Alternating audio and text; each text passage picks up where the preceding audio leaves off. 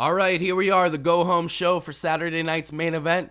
If you want to stay up to date on weekly episode reviews, you come to the right place here at High Spot Wrestling. So hit that subscribe button and that notification bell, and let's get underway. The show kicks off with Jimmy Uso. It's good to see him after breaking his toe in that War Games spot. The crowd starts chanting yeet. He says that's the wrong twin. And look, was there fake noise, crowd noise during this promo? I don't know. The crowd sounded so strange. There was like this weird little segment where the crowd just started cheering randomly. It came off pretty awkward. But anyways, Jimmy goes on to say he's proud of his family, and I genuinely thought this was about to be a retirement speech or something. I actually find Jimmy a little more entertaining than Jay. Sue me. After Jimmy cuts his promo, he turns into a Claymore from Drew McIntyre, and this is Drew keeping his promise that he's going after everyone who helped Roman Reigns. Nick Aldis tells Drew to get in his office, and we have Bianca and Naomi here. Aldis explains to Bianca that the investigation for Jade Cargill is still ongoing, so she'll have to relinquish the titles. Naomi's pretty quick to jump in here and take Jade's spot, so I don't know. Do we think we have heel Naomi coming? Next, we get Michin versus Tiffany Stratton. Another awesome match from these two. Tiffany with another brutal dropkick on the ring apron. The cartwheel into the Alabama Slam is one of my new favorite moves. Michin getting creative in this match, even countering one of them into a tarantula. A slight botch at the end, as it seemed Michin was a little late on the roll away from the prettiest moonsault.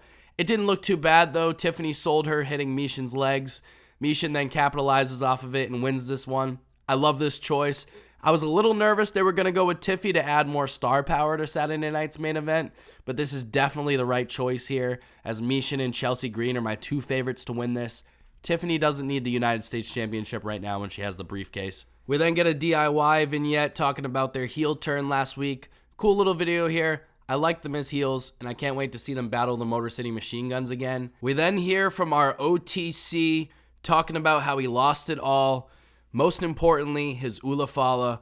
He says we have to leave the bloodlines on the side and go Tribal Chief versus Tribal Chief, as the series is tied 1-1 right now. He's going to take back his respect, and once he gets that respect, the whole world can acknowledge him. Oh, I got chills, man. Roman is so good at these video promos.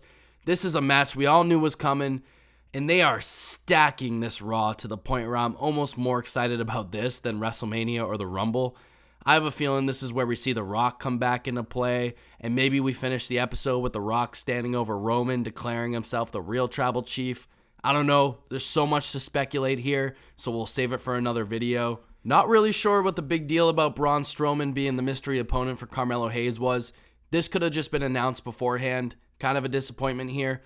Strowman just kind of beats the hell out of Carmelo here. Super disappointing. I don't like what they're doing with Carmelo. I think he should be taken more seriously. Basically being used as a jobber here. I can't believe they brought him up just to have him squashed. I did not like this. Big thumbs down here. We then get LA Knight calling the Ulafala an Ufalafa, saying Solo let the red necklace get in the way of his belt. Classic LA Knight promo here, saying he's going to beat Solo's fat ass. Solo comes out looking to address Roman Reigns, and LA Knight says, nah. And Solo looked really good in this match, man. I thought this was overall pretty good. Solo mocking Roman Reigns with a drive-by and an attempted Superman punch. Knight comes alive, takes out the Bloodline, absolutely throwing Fatu over the announce table. And what a kick out from Solo Sikoa here after the elbow from Knight. Fatu rises on the announce table, and this makes for such a badass visual, man. He looks so cool. Absolutely drills LA Knight's head into the barricade. Andrade and Apollo Crews come out to help LA Knight, but their efforts fall short. And the three-man Bloodline band, man, they look better than ever right now, and I would not want to mess with them. Next up, we got Chelsea Green versus Bayley. We had some great gear tonight between Tiffy and Chelsea. Awesome look for Chelsea here. Pretty solid match here. I really enjoyed it. Piper tries intervening and eats an absolutely brutal elbow drop to the back of the head from Bayley. Bayley gets back in the ring after being thrown over the barricade. Chelsea capitalizes and takes the match. No complaints here. We're getting the match I'm sure most of us wanted here. Michin versus Chelsea Green. I'm super excited for this one, and I'll be satisfied with either woman winning. But I think I'm going to be rooting for Chelsea here, man. I'm super excited for this one. We get the Motor City Machine Guns responding to DIY. Seems like we're going to get Gargano versus Shelley one-on-one next week. I'm here for that one, man. This SmackDown was really killing it on the video packages tonight, as we also got an awesome Shinsuke one after this. We then move on to Candice LeRae. She ends up getting a tag team title match for her and Nia Jax and brings it up in front of Tiffany Stratton. She then says to Tiffy that maybe singles wrestling isn't your speed, creating some tension here with these two as Tiffany looks down at her briefcase. Oh, I can't wait for the payoff here. Couldn't come soon enough. Finishing off the episode with Cody Rhodes and Kevin Owens, moderated by Michael Cole. Kevin Owens does not show up when Michael Cole announces him. Michael asks Cody what the present that Triple H gave him to use on Saturday night's main event was, and KO interrupts on the Jumbotron from his car, looking like a little bitch. He says he's as bad a friend as he is a son and brother, even goes as far to say that Cody was way more interesting as Stardust. Absolutely menacing coming from KO here. This ticks off Cody.